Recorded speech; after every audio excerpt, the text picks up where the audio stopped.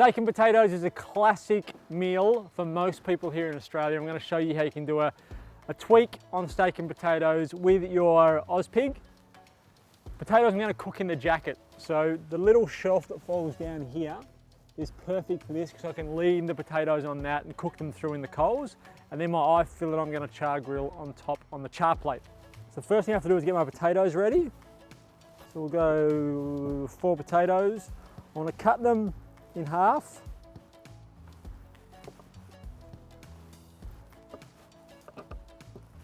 And if you can help it, don't cut all the way through so that you can open that bit up and it kind of stays together. It doesn't matter, it just is easier to deal with later. I need a little, probably 10 grams of butter in between each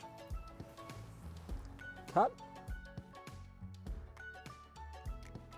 In with that, I mean, you can add whatever you want. Classic flavorings for a Hasselback potato, which is what we're doing, is bacon, onion and cheese. So I'm going to go with the classics, bacon, onion and cheese. Before I do that, tear off a bit of foil. I'm going to do these one at a time. The potato in the middle, some bacon. Push some of it down into that cut. If some of it falls off to the side, it doesn't matter. Same with your onion. Spread that over the top, and with some cheese over the top. And then I'm going to wrap that up. So at the moment, there's lots of foil at the top here.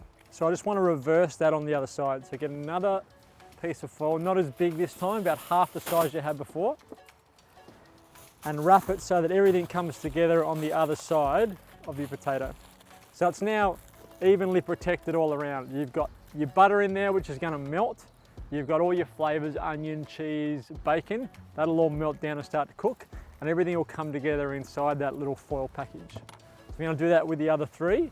These are always really nice to finish off with a little bit of sour cream as well. And chives are nice. I'm going to finish mine when they come out with a little bit of dried oregano, but chives are also really nice. And this foil is actually quite protective. You could throw these, once that fire gets down a bit, I could throw them right in on the coals and they would still be fine. I'm just going to sit these here, right at the front, where they're nice and close to that orange glow of my coals. They'll take about 10 minutes one side, 10 minutes on the other. So I'm going to give them 10 minutes. When I turn them, I'm going to start cooking my eye fillet. 2 eye fillets, a little bit of oil on them, and a little bit of salt. Turn them over. A bit of salt and oil. They are ready to go, and they'll take about 10 minutes to cook as well. So probably 4 minutes one side, 4 minutes the other, and rest for a couple of minutes. So as soon as I turn those potatoes, these will be ready to go on.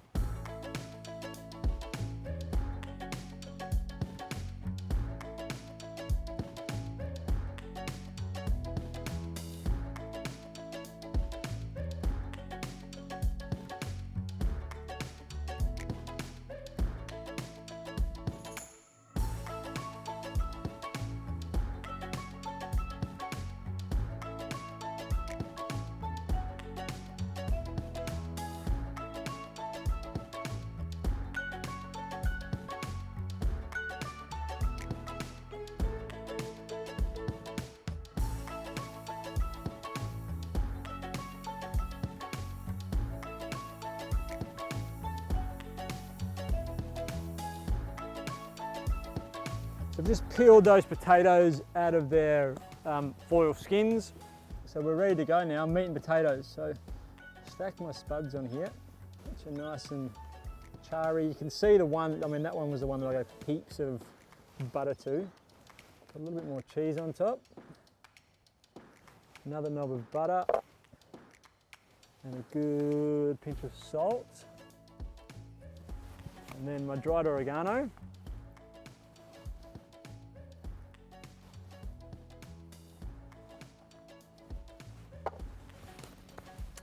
And my steaks.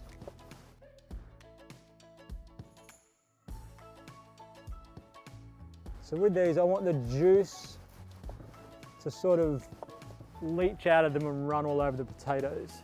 So I'll place those on top like that. It's almost like loaded fries. but a camp version of loaded fries. And there we go, meat and potatoes, Ozpig style, by char grilling on top of the Ozpig and then using the actual coals inside the Ozpig to cook those potatoes.